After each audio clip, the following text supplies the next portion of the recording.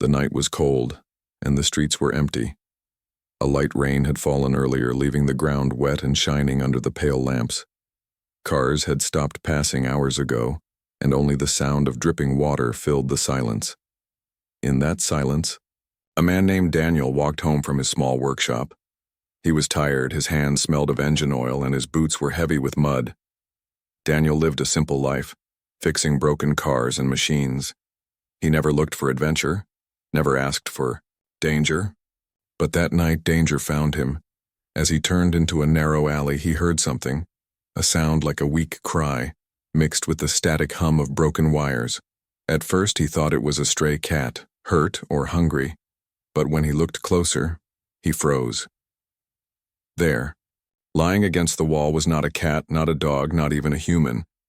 It was a girl, but not an ordinary girl. Her skin shimmered faint blue in the dark, as if tiny lights ran under her flesh. Her hair looked like silver threads, tangled and wet. Her eyes were half closed, glowing faintly, like dying stars. Daniel's heart stopped for a moment. He had heard stories, whispers of strange lights. In the sky, people said something had crashed outside the city a few nights ago, but the government denied it, calling it just falling debris. Now, in front of him, was the proof those whispers were true. The alien girl tried to move, but her body shook with pain. A thin trail of blue blood ran from a cut on her arm. Her breath was shallow, almost fading. Her lips parted, and she made a sound. Not words, but a plea. Weak and desperate, Daniel looked around, his heart racing. Should he run, like the others must have done? Should he call the police, the military, anyone? But deep inside, he felt something different. This was not a monster, not an enemy. This was a child, abandoned and dying. He stepped closer, his boots splashing in the puddles. The alien girl's eyes moved slightly, meeting his. For a moment he saw fear in them, but also hope. It was the kind of look only the helpless give, the look that asks, "Will you save me, or leave me?" Daniel bent down slowly, his hands shaking. He touched her arm, and her skin was warm but strange. It pulsed like soft electricity under his fingers. She let out a small cry, but she did not pull away. It was as if she trusted him, even though she did not know him. He whispered softly, "It's okay, you're safe now." Even though he wasn't sure if she could understand, his mind screamed at him. This was dangerous. If anyone saw him, they would call the soldiers. If the soldiers came, both of them would be finished. Still, he lifted her into his arms. She was lighter than he expected, fragile. Her head rested against his chest, and he felt her weak breathing. As he held her, a strange thought crossed his mind. She is just like us, only different. Daniel looked toward the end of the alley. Two men had stopped on the street staring. One pointed at him and the girl and whispered something. The other shook his head in fear, and both quickly walked away. Daniel knew what that meant. Rumors would spread. Soon someone would call the authorities. He had no time. But where could he go? He could not take her to a hospital. They would report her. He could not keep her in his small apartment. Neighbors would notice. Then an idea came, wild and strange. But the only chance, there was a vet, Dr. Reed, who sometimes helped Daniel with sick animals. The man was kind, and his clinic was small, away from busy streets. If anyone could help, maybe it was him. A vet healed wounded creatures. And this alien girl, though not an animal, was still a wounded creature. Daniel did not think further. He just acted. He pulled his jacket over her glowing body. He walked quickly, his heart beating like a drum. Every shadow felt like an enemy, every sound like footsteps chasing him. But he did not stop. The alien girl's breath grew weaker, and her head tilted. "Hold on," Daniel whispered. "Don't give up." The city around him was silent, but in his chest there was noise, fear, hope, and doubt all mixed. Why was he doing this? She was not human, not one of his people. Yet something inside him refused to leave her. Something inside him said, "No one deserves to die alone." At last he saw the faint light of the vet's clinic ahead. His arms ached from carrying her, but he did not slow down. Each step felt heavier, each second longer. Behind him, sirens began to echo in the distance, not close but not far either. They were searching. They would find her, unless he saved her first. Daniel pushed open the door of the clinic, his voice breaking. "Dr. Reed, please, I need your help." The vet looked up, confused at first. Then his eyes widened as he saw what Daniel carried. The world seemed to freeze in that moment, and the true story, the true danger, was only beginning. Dr. Reed stood frozen in the middle of his small clinic. The smell of medicine and animals hung in the air, and the lights above flickered slightly. He had seen many strange things in his years as a vet. Sick dogs, broken wings of birds, even an old circus tiger once. But never anything like this. In Daniel's arms lay a glowing alien girl, bleeding, breathing faintly, dying. "Daniel," the vet whispered, his voice trembling. "What have you done?" Daniel stepped forward, his jacket still covering the alien. "She was in the alley, left to die," Daniel said, his voice shaking. "I couldn't leave her there." He pulled the jacket back, revealing her strange blue skin and silver hair. Dr. Reed gasped, his hand tightening around the chair beside him. "This is not a dog, not a cat, not even human," the vet said. "If anyone finds out we touched her, we are finished, Daniel." Daniel's eyes burned with desperate fire. "I know the risk, but look at her," he said. "She is a child, not a weapon, not a soldier." The alien girl let out a weak whimper, her glowing eyes opening for just a moment before closing again. The clinic went silent. The hum of the refrigerator in the back, the faint bark of a dog in a cage, all seemed far away. In that silence, Reed faced the weight of the decision. Save this creature and risk everything, or turn away, and let her die as the others had already chosen. Reed moved closer, his eyes scanning her wounds.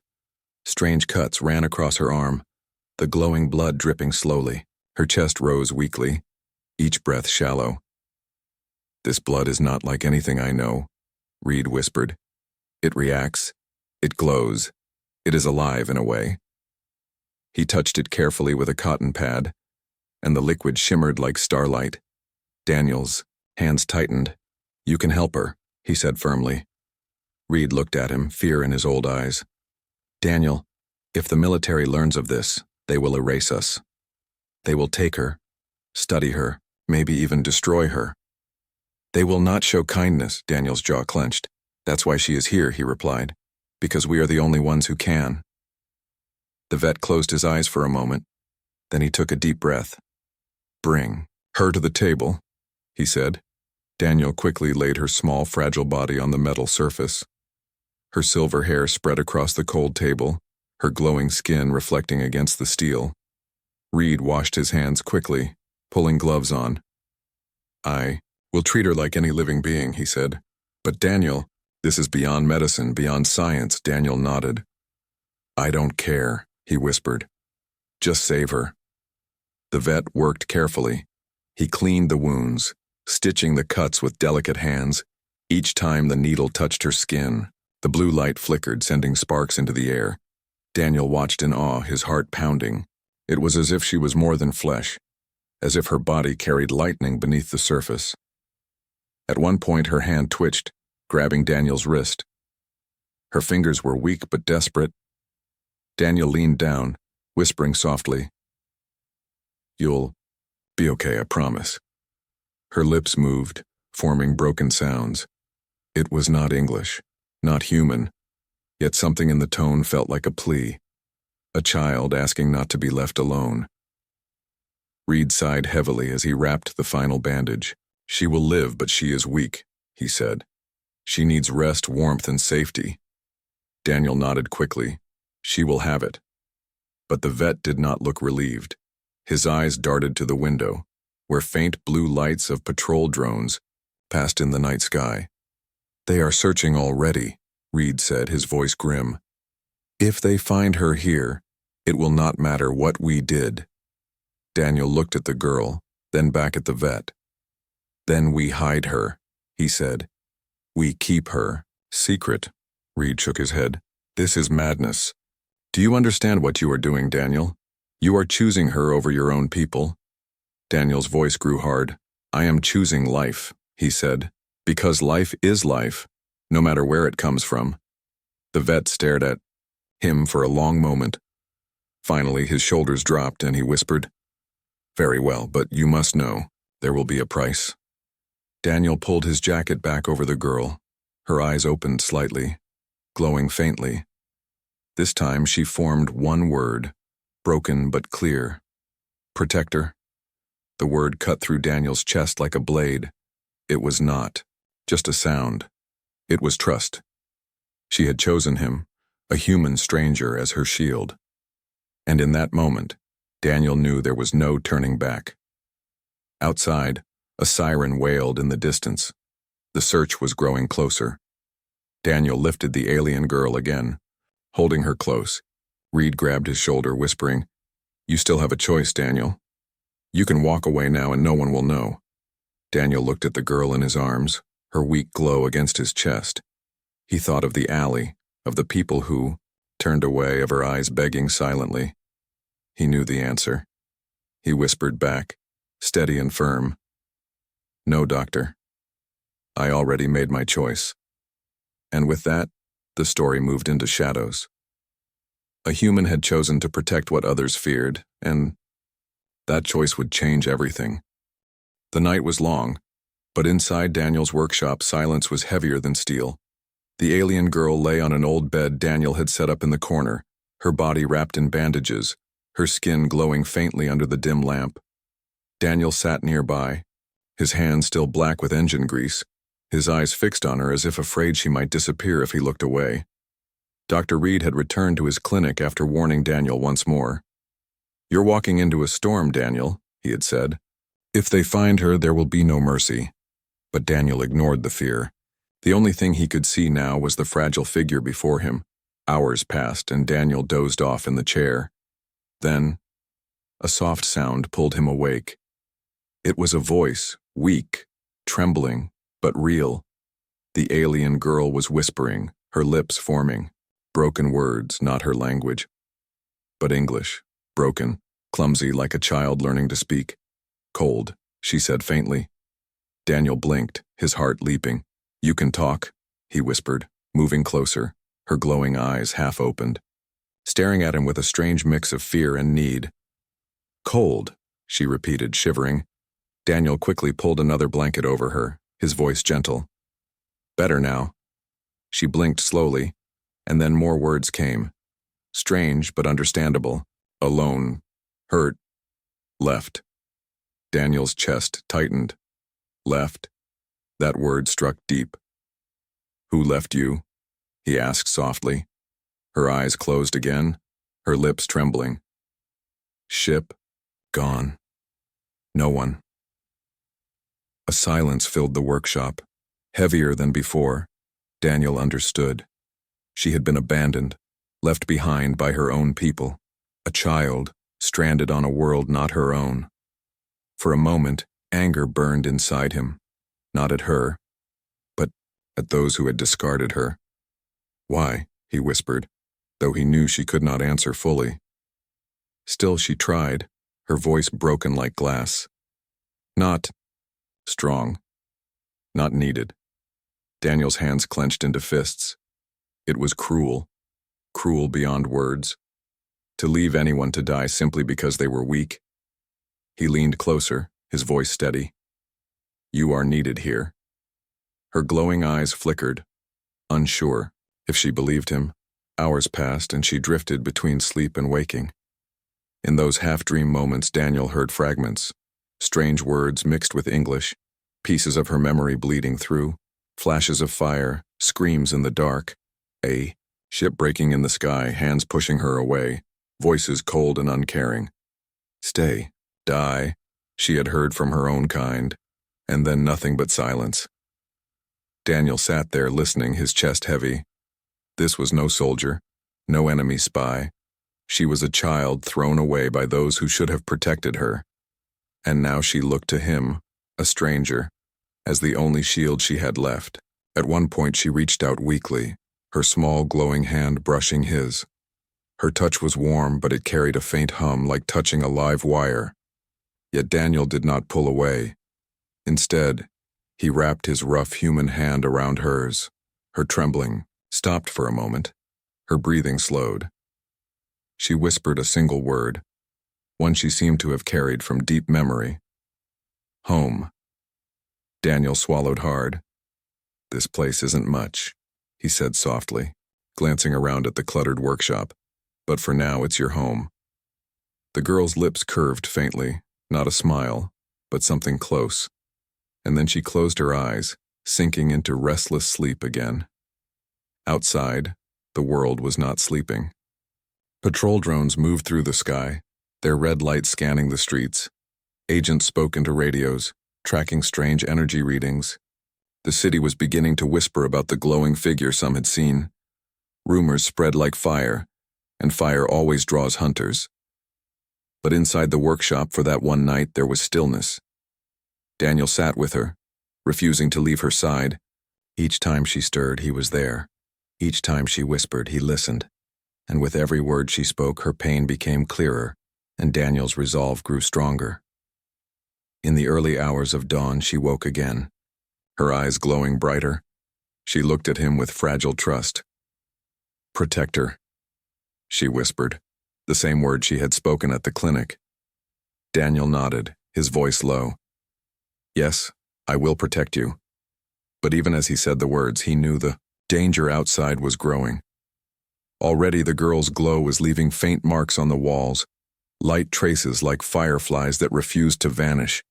Anyone searching could follow those signs. And Daniel knew sooner or later, someone would come knocking. Yet, as he looked at her, resting under the blankets, he also knew something else. Walking away was no longer possible. He had heard her memories, her broken words, her pain. She was not just a strange alien girl anymore. She was a life he had chosen to defend. And Daniel, simple mechanic, had now stepped into a story far bigger than himself. The sun rose slowly outside, but in Daniel's workshop the shadows felt longer. The girl whispered one last word before drifting into deep sleep again. "Safe?" Daniel exhaled, steady and firm. "Yes, you are safe." But deep inside, he wondered how long that safety could last, because memories had returned and with them came danger. And somewhere beyond the sky, her people might know she was still alive. If they did, they might come back. And this time, they would not leave. Quietly, morning light crept into the city. But Daniel's workshop stayed dim, curtains pulled tight to hide the strange glow inside. The alien girl lay resting, her wounds healing slowly under Dr. Reed's careful bandages. Her breathing was steadier now, and sometimes she whispered single words, broken pieces of English. Daniel stayed near her every moment, fixing machines only when she slept, his eyes always drifting back to her as if to make sure she was still alive. But outside, the world was changing. Strange reports moved through the city. People claimed to see glowing shadows, hear whispers of alien lights. Neighbors muttered about Daniel's workshop, saying odd sounds came at night. Some grew suspicious, some grew afraid, and fear always leads to whispers, and whispers always reach the wrong ears. In the center of the city, men in dark uniforms studied energy readings on glowing screens. The signals were clear. Something not human was bleeding strange power into the streets. One man, stern-faced, spoke into his radio. "Search the lower districts. Check every mechanic shop, every clinic." The hunt had begun. Back at the workshop, the alien girl stirred, her glowing eyes opening slightly. She looked at Daniel with fragile trust, her voice soft. "Protector." Daniel nodded, brushing her silver hair gently aside. "You are safe here," he whispered, though his heart knew it was a fragile promise. That night, the first sign of danger arrived. Daniel heard footsteps outside, slow, heavy, not the sound of neighbors. He peered through a small crack in the curtain, and his stomach tightened. Two men stood across the street wearing long coats, their eyes scanning the buildings. They were not ordinary citizens. They were searching. Daniel quickly turned back to the girl, pulling another blanket over her faint glow. You must stay quiet, he whispered. She nodded weakly, her small hands gripping the blanket as if it were a shield. Hours later, Daniel visited Dr. Reed in secret. The old vet shook his head when Daniel told him about the men outside. They are watching already, Reed said. The city smells of fear, and fear brings soldiers. Daniel clenched his fists. I can't let them take her. Reed sighed. Daniel, you are protecting a secret the world is not ready for. Daniel looked at him firmly. Then I will keep it hidden. Back at the workshop, the girl tried to speak again. Her voice broke, but the words carried weight. No soldiers, please. Daniel's chest ached at the sound. They won't take you, he said softly. I promise.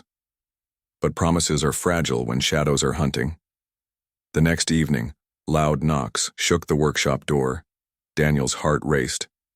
He pushed the girl gently into a hidden compartment beneath the workbench, covering her with tools and cloth. Her glowing eyes stared up at him, wide with fear. Silent, he whispered, pressing a finger to his lips. She nodded, trembling, her small hands gripping his sleeve until the last moment. Daniel opened the door carefully. 3 men stood outside, their coats marked with the insignia of the city's patrol. Mechanic, one said sharply. We've had reports of strange activity here. Daniel forced a calm voice. Strange activity? Only the usual. Broken engines, noisy neighbors.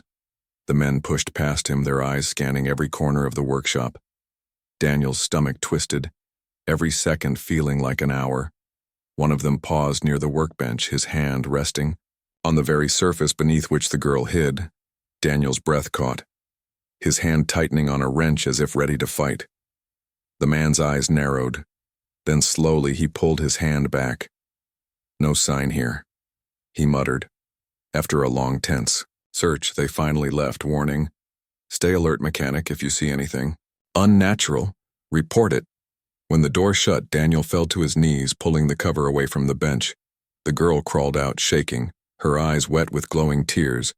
Daniel held her close, whispering, It's okay, they're gone.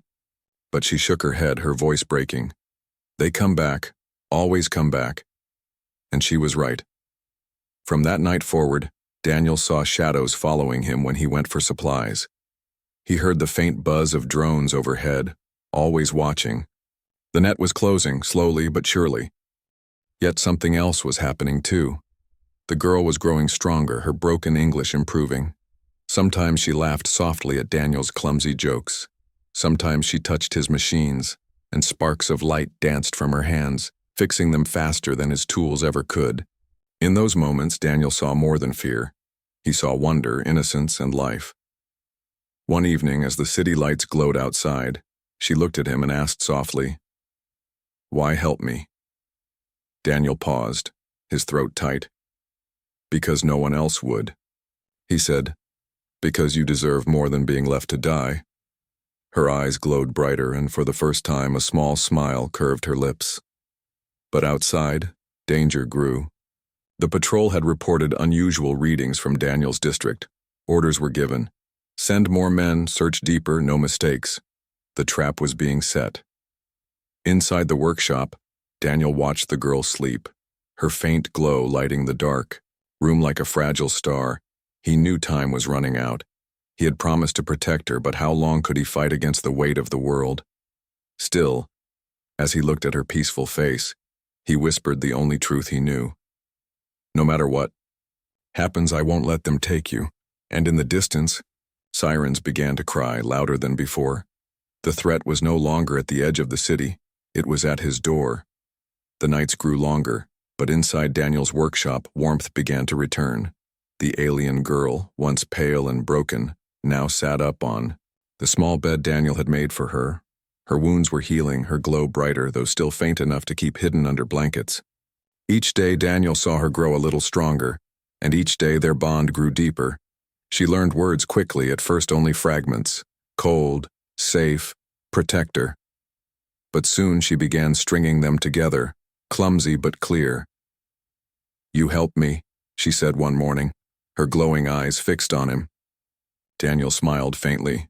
Yes, and I'll keep helping.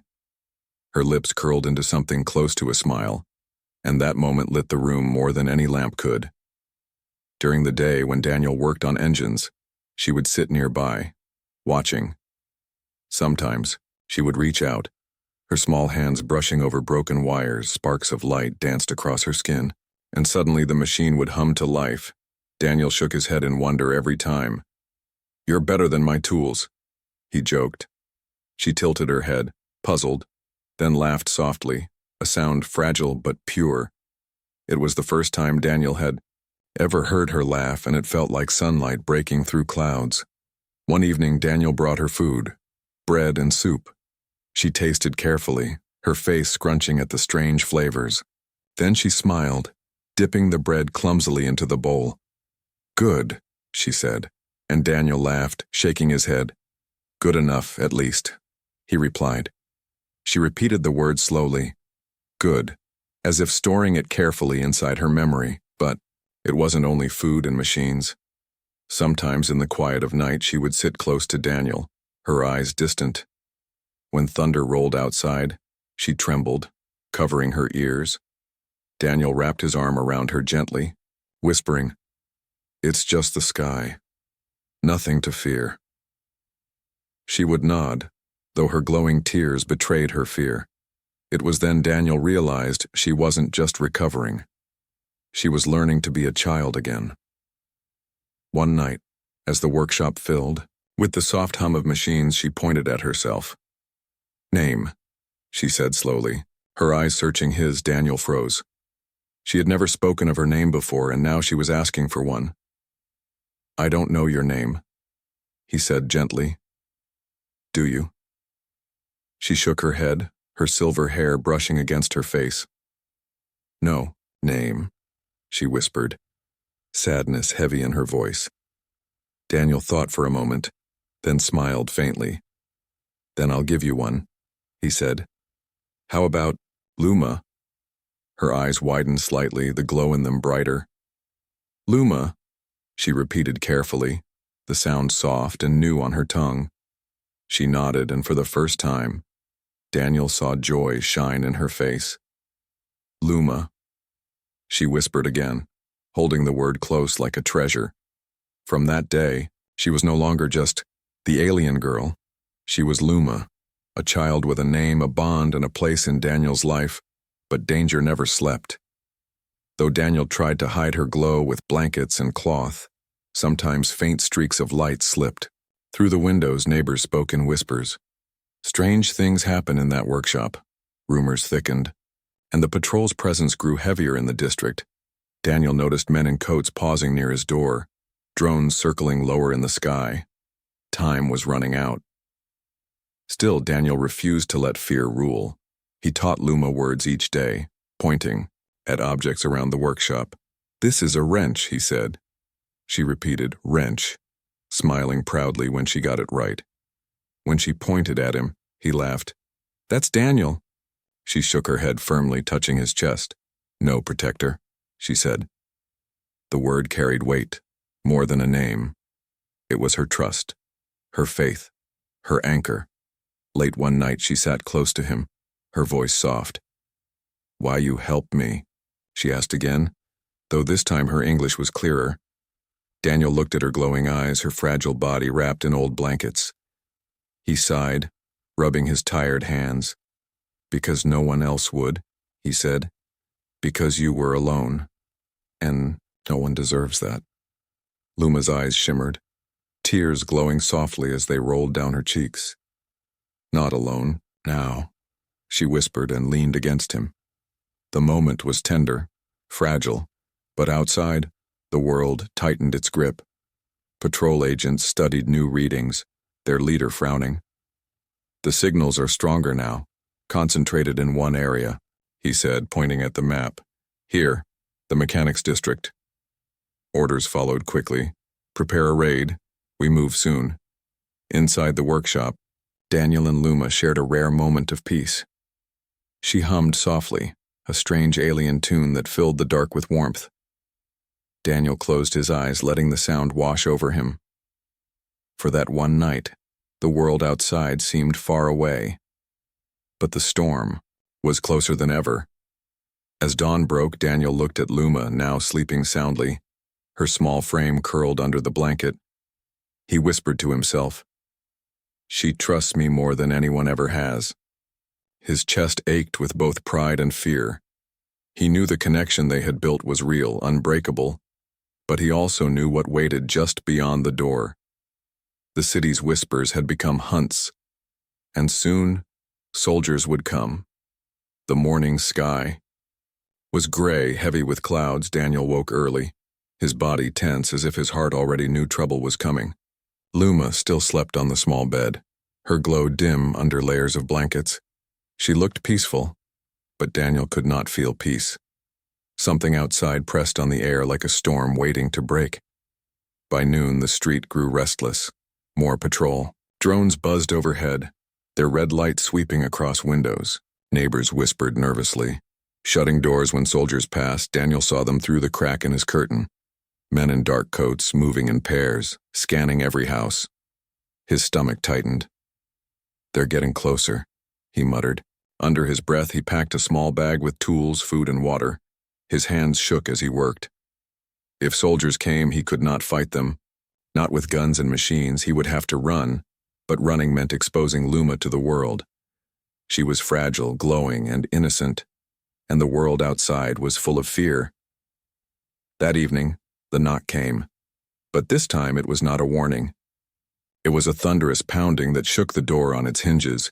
"Mechanic, open up!" a voice barked. Daniel's heart raced. He rushed to Luma, lifting her from the bed, her small arms clinging to his neck. "Stay quiet," he whispered. Her glowing eyes widened with fear, but she nodded. He grabbed the bag and slipped out the back door as the front lock shattered. Soldiers stormed inside, boots slamming against the floor. But the workshop was empty, the bed still warm. One soldier growled. "He was here. Find him." Drones buzzed. Higher, their search beams cutting through the night. Daniel ran through the alleys, his breath sharp in his chest. Rain began to fall, heavy and cold, turning the streets slick. He held Luma close, shielding her glow beneath his jacket. She pressed her face against his chest, trembling, whispering, "Protect her. I've got you," he panted. "I won't let them take you." Behind them, voices shouted, footsteps echoed. The chase had begun. Daniel darted into narrow lanes he knew well from years of hauling scrap, but every turn seemed to bring another patrol. He ducked behind dumpsters, crouched in shadows, the drones whirred above, their lights searching like hungry eyes. Luma's glow flickered faintly, and Daniel pulled the jacket tighter. "Stay hidden, Luma. Stay hidden," he whispered. At one corner, a soldier's flashlight beam swept across the wall. Daniel pressed himself against the bricks, holding his breath. Luma's small hand gripped his shirt, her eyes squeezed shut. The beam passed, footsteps moved on. Daniel exhaled slowly, his body shaking. But he knew they couldn't hide forever. The rain poured harder, drowning the sound of their footsteps as they fled deeper into the district. Daniel's boots splashed through puddles, his lungs burning. He turned a corner and then froze. 3 soldiers blocked the alley, weapons raised. "Stop," one barked. "Hand it over." Daniel's mind screamed. He had no weapon, no chance against them, but before he could speak, Luma stirred in his arms. Her glowing eyes opened wider, filled with fear, but also something else. A spark of power. Her hands pressed against his chest, and suddenly a soft blue light spread outward. The air hummed like an engine roaring to life. The soldiers flinched, shielding their eyes. "What is that?" one shouted. Luma's glow grew brighter, surrounding Daniel in a faint shield of light. Bullets fired. But they slowed, twisting midair, falling harmlessly to the ground. Daniel stared in shock. Luma clung to him, whispering, "Run." And he did. He charged past the blinded soldiers, boots splashing, carrying her through the maze of alleys. Behind them, voices shouted, radios crackled. "Subject has abilities. Repeat, abilities." Daniel's heart pounded. He wasn't just protecting a child anymore. He was carrying something the world would hunt without mercy. But as he looked down at her glowing face pressed against his chest, he knew nothing could make him stop. They reached the edge of the district, where old factories loomed like giants in the dark. Daniel ducked inside one of the empty buildings, hiding among rusted machines. He set Luma down gently, both of them breathing hard. Her glow dimmed again, exhaustion heavy in her eyes. "You saved us," Daniel whispered, his voice breaking. Luma shook her head weakly. "We saved." Daniel's throat tightened. She had shielded them both, but it had cost her strength. Outside, sirens wailed louder, lights flashing across the factory walls. Daniel knew they had only moments before soldiers spread the search here, too. He crouched beside Luma, taking her hand. "We'll keep moving," he said, steady but firm. "They won't stop until they have you." Luma looked at him with tired, glowing eyes. Her voice was faint, but the words clear. "Then you, not stop." Daniel squeezed her hand, his jaw tight. "Never," he whispered. The night stretched on, filled with running, hiding, and close calls. Each time they slipped through the net, Daniel's hope grew thinner, but so did his determination, sharp as iron now, unbreakable. He would not surrender her no matter what. By dawn, the city seemed endless, every corner filled with hunters, every shadow holding danger. Daniel's body ached, his breath ragged, but his grip on Luma never loosened. As the first light of morning painted the sky, he looked at her fragile face, her glow faint but alive, and he whispered to himself a vow. "They will never take you from me, not while I breathe." And somewhere in the city, the soldiers regrouped. Their leader's voice cut through the static, calm but cold. "He is running, but he cannot hide forever. Prepare for containment. We end this soon." The chase was far from over. It had only just begun. The city was awake before the main. Sun sirens echoed, drones circled, and soldiers filled the streets like shadows made of steel. Every radio buzzed with the same message. "Subject located. Prepare for containment." But Daniel and Luma were still moving, slipping through alleys and empty factories. Every step heavier, every breath shorter, yet they kept going. Daniel's legs ached, but he never let go of Luma's hand. Her small fingers glowed faintly in his grip, weak but steady. Each time she stumbled, he lifted her, whispering, "Hold on, we're almost safe." But deep in his chest, he knew there was no safe place left in this city. By noon, they reached the old train yard.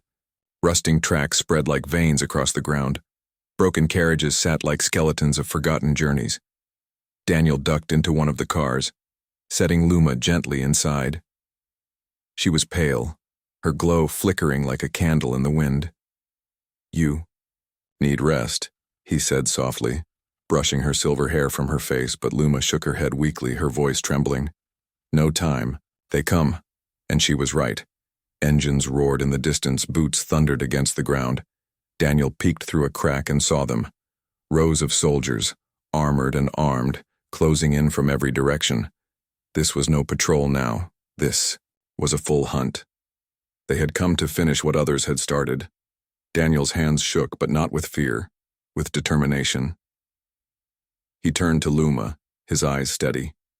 "No matter what happens, I'll protect you," he said. Her glowing eyes filled with tears, but she whispered the word she had carried from the first day. "Protector." The train car shook as soldiers surrounded it, voices sharp, weapons ready. A cold voice called out through a speaker. "Mechanic, surrender the creature, and you may live." Daniel clenched his fists, his voice fierce as he shouted back, "She's not a creature, she's a child." Silence answered him, then the order came. "Breach." The doors blasted open, smoke and sparks filling the air. Soldiers stormed inside, their rifles raised, their armor gleaming. Daniel stood in front of Luma, his arms spread wide. "Stay behind me," he whispered to her. A soldier stepped forward, his voice cold. "She does not belong here. She is dangerous." Daniel's voice roared with anger, louder than he thought possible. "No, she is alive, and that makes her worth saving." The soldiers moved, weapons ready to fire. But then Luma rose slowly, her small frame trembling but her eyes blazing with light. She stepped beside Daniel, clutching his hand. "No hurt. Protect her," she whispered. Her glow spread, brighter than before, filling the train car with blue light. Bullets fired, but the air bent around her, the light twisting them away. Soldiers shielded their eyes, shouting in confusion. The glow grew, a wave of warmth and power spreading out, not of violence but of protection. Machines sparked, glass shattered, and the ground itself seemed to hum. Daniel felt the energy surge through him. He looked at Luma, her face shining with tears and light, and he understood. This was not power. To destroy it was power to shield. She was not a weapon, she was hope. The soldiers hesitated, their guns shaking in their hands. For the first time they saw not a monster, not a threat, but a child standing beside a man who refused to abandon her. One soldier lowered his weapon, then another. The leader shouted, "Hold your line!" But doubt rippled through them. Luma's glow softened, no longer blinding but gentle. She looked at the soldiers with glowing eyes full of sorrow and innocence. Her small voice carried across the car. "No fight. No more." The silence that followed was heavier than gunfire. Daniel stood tall, his hand still holding hers, his voice steady. "You see her now?" he said. "Not an enemy, not a monster, but a child, left to die by her own kind. And we, humans, chose to save her." The word struck deeper than any weapon. The soldiers shifted uneasily, torn between orders and what their eyes told them was true. Finally, the leader raised his hand, his voice sharp but uncertain. "Fall back." Slowly the soldiers withdrew, their boots echoing in the silence. The drones lifted into the air, vanishing into the clouds. The hunt was over, not because of force, but because truth had broken through fear. Daniel turned to Luma, her glow fading as exhaustion washed over her. She swayed, and he caught her, holding her close. "You did it," he whispered, his throat tight. "You showed them." Her lips curved into the faintest smile, her voice barely a whisper. "Safe." Daniel held her as the rain began to fall outside, washing the tracks clean. He looked at the empty sky, wondering if her people would ever return. But in his heart, he knew it no longer mattered, because she was no longer just an alien girl, left to die. She was Luma, and she was his to protect. And though the world would never be the same, Daniel whispered his vow again, softer this time, but stronger than steel. "You will never be alone again."